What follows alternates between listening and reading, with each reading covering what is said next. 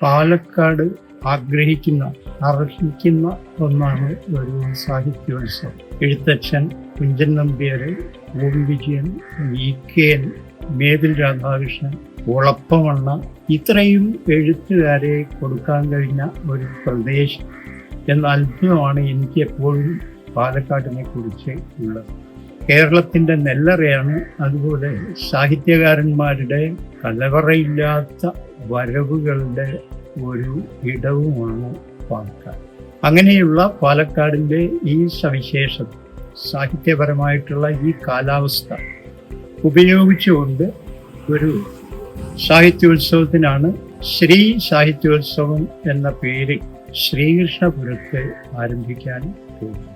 ഈ മാസം 16, 17, 18 ദിവസങ്ങളിൽ ഈ സാഹിത്യോത്സവം നടക്കുന്നു. കേരളത്തിലെ പ്രമുഖരായ കവികളും എഴുത്തുകാരും ഇതിൽ പങ്കെടുക്കുന്നു. അതിൽ തീർച്ചയായിട്ടും ഞാനും പങ്കെടുക്കുന്നു. കവിതയെക്കുറിച്ചും ഒക്കെ സംസാരിക്കാനായി. ഏതായാലും ഈ സാഹിത്യോത്സവം വിജയിപ്പിക്കാൻ എല്ലാവരോടും അഭ്യർത്ഥിക്കുന്നു. പാലക്കാടിൻ്റെ സാഹിത്യോത്സവമാണ്. തീർച്ചയായിട്ടും വലിയ പിന്തുണ ഈ മണ്ണ് നമുക്ക് തരുന്നു, ഈ പാരമ്പര്യം നമുക്ക് തരുന്നു. അത് ഈ സാഹിത്യോത്സവം ഉപയോഗിക്കും എന്ന് ഞാൻ കരുതുന്നു.